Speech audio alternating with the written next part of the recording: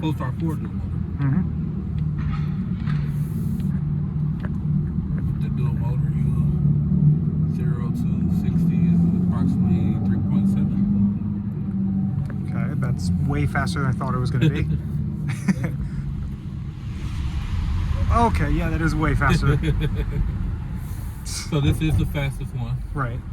The single motor obviously be a little slower, so that one's about 6. Okay. Your range on the dual motor is under 300, and then your range on the single motor is over 300, around there.